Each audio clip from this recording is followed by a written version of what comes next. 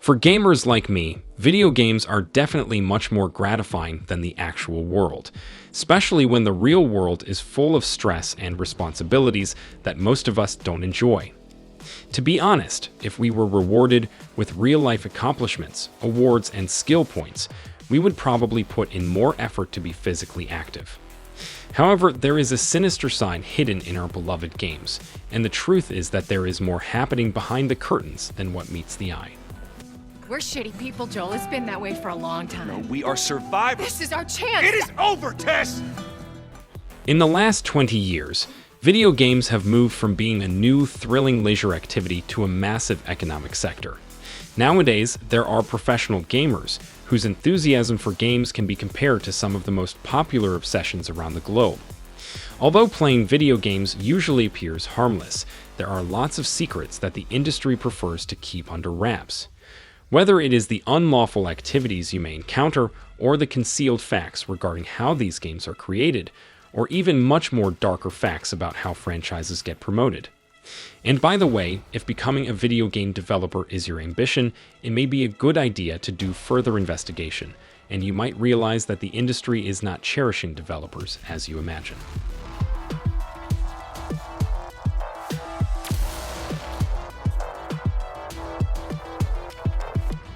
In this video, we are going to talk a little bit about some of the secrets and suspicious activities that the gaming industry wants to keep in the dark, so they can keep you as a faithful customer who's ready to open his or her wallet and buy their product just because they're telling you it's worth it. And before we start, I want to clarify that the term gaming industry doesn't just refer to the game companies alone, but it also includes the major gaming media platforms and influencers. All right, kid. Let's go do it. One last time.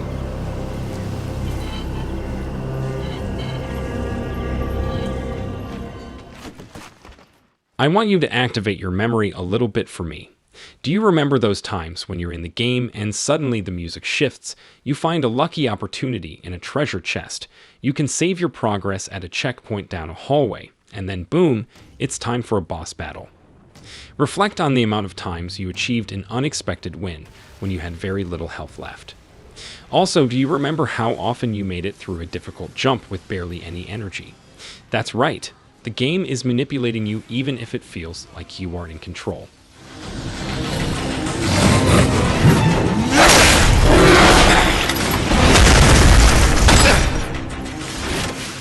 I know that you might think that it's a lucky coincidence or that you're too good in the game, but sorry to tell you that in many cases, you're just following a design scenario that the creators planned for you.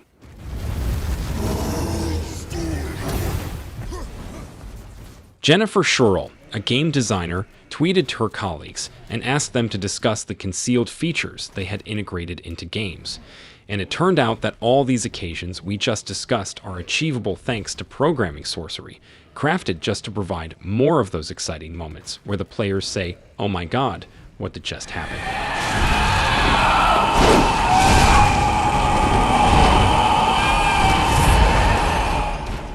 Games such as Assassin's Creed, BioShock, and Doom all have a strategy where the last few life points are worth more, so you have a better possibility of achieving a last-minute victory. In Spec Ops and BioShock, the opponents have a 0% chance of hitting you in their initial shots. Additionally, the adversaries in DMC franchise won't attack if they are out of sight. And by the way, do you remember those challenging leaps you take? Well, they are manipulated in your favor too, in a mechanic that gives your character a virtual boost even if you mess up the jump. It is known as Coyote Time, which derives its name from Wile E. Coyote. To put it simply, developers create games that account for your clumsiness. Did you see that, Bob? I did the thing! I did the thing, Bob! Yeah! Yeah! Yeah! I'm pretty sure many of you sometimes plan to buy a copy of an old favorite game that you had lost just due to feelings of nostalgia. You probably thought that your purchase would help the creators of the game by putting money right into their pockets. Well, freelance developer Simon Roth informed Ars Technica magazine that this is not usually the case. According to him, Most game producers and developers are only given a single payment for their efforts, regardless of the success of the game. There are tons of games out there bringing in revenue for only the publishers, which they likely use to add to their wealth and store in underground vaults. At the time of Roth's article in 2012, the only people probably receiving royalties from a game were famous voice actors and high-level management. Here, $1. And obviously things didn't improve in the next years. In 2015, Polygon reported that the game Descent was taken off of digital platforms because its developer Parallax Software and its publisher, Interplay, had been quarreling over royalties for quite a while. For 8 years, Parallax had not received a single penny of those sales. So you can only imagine how messed up this deal was for the developers after all the effort that they spent. So before you decide to become a game developer, please make sure to search about all the details that happen behind the scenes. Or you can try to publish your games by yourself, even though that's a harder task than it seems. Let's see what you got. You smell that? What is that? What? What's that smell? A cologne? No. Opportunity. No. Money. Oh, okay. I smell money. Okay. People often say that if you work in something you love, you will never have to work a day in your life. However, when it comes to building video games, this is not always the case. While the thought of creating the world of a game may seem exciting, the reality can be quite different. It's complicated, so pay attention. In 2004, the public got to know the inside story of the video game industry due to Erin Hoffman's journal. She wrote about her husband's long hours of hard work and unpaid overtime spent working for Electronic Arts. As per The Guardian, people in the industry were not stunned as this was a common practice. There was a class action lawsuit to fight for the rightful overtime pay of the employees, but in 2015, not much had been improved. It was still expected for workers to endure a crunch period and work for free during overtime, and for them to have to dream of codes, lack of sleep, and burnout.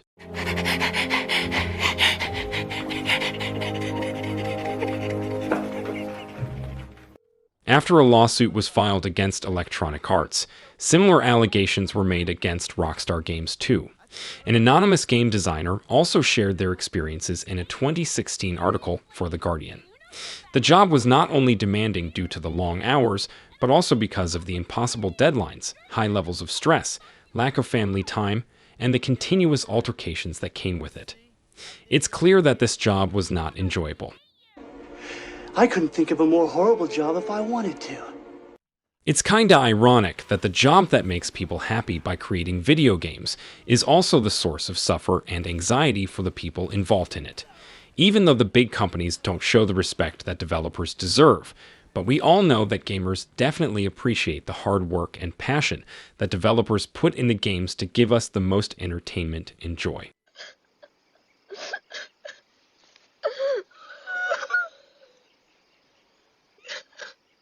Game that brings a new emotional dimension to one of gaming's most enduring icons, and repositions her alongside Nathan Drake. But the flexible missions let you get through mostly non-violently if you're good enough at stealth. And when it works, multiplayer is good. Ability and action. But while Part 2 is a thrilling adventure, it still makes time for a stunning, nuanced exploration of the story. If you are searching for something entertaining, you probably investigate reviews to assist you in selecting something.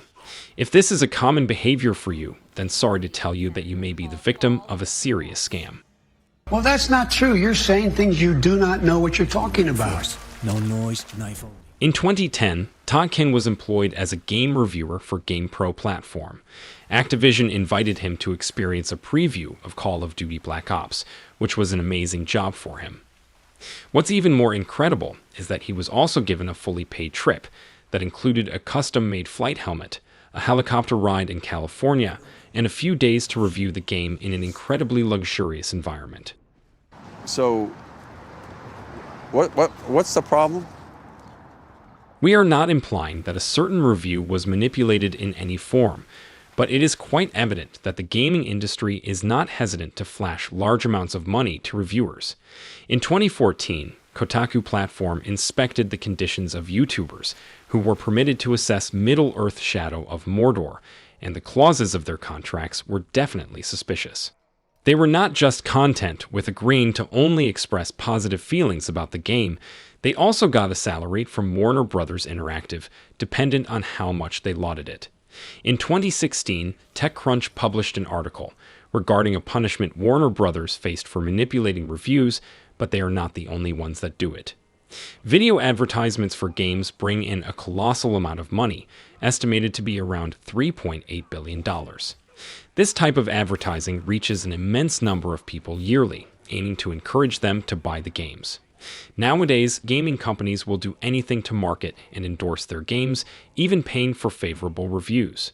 Few years ago, people were outraged when they heard that Machinima was offering incentives to those who posted videos of the forthcoming Xbox One that had a positive spin. After discovering this dark side of the industry, it appears that it is best to just play the game and form your own judgment. Have you ever considered learning how to lie every now and then? Just a bit? No more tricks.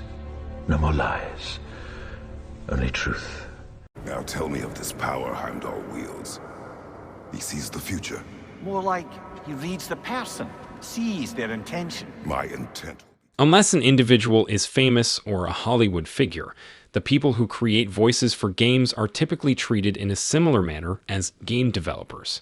They are usually given too much to do and are paid a single amount for their whole job, rarely getting a portion of the royalties. Voice actors are usually taken to their limits, working 4-hour shifts that can be detrimental to their physical well-being. Steve Blum, a voice actor, has expressed that he has come away from recording sessions feeling nauseous and with his throat bleeding. Impertinent man! He also stated that his situation is actually better than some other actors who had to go through reconstructive operations and surgeries on their vocal tracks and voice boxes. Additionally, voice performers often don't understand the context of the character they are playing. They could be voicing an antagonist without being aware of the role beforehand. They just get the script, and somehow they're supposed to understand the role and perform it perfectly. In other words, they're basically treated as machines who should work directly just by putting a coin.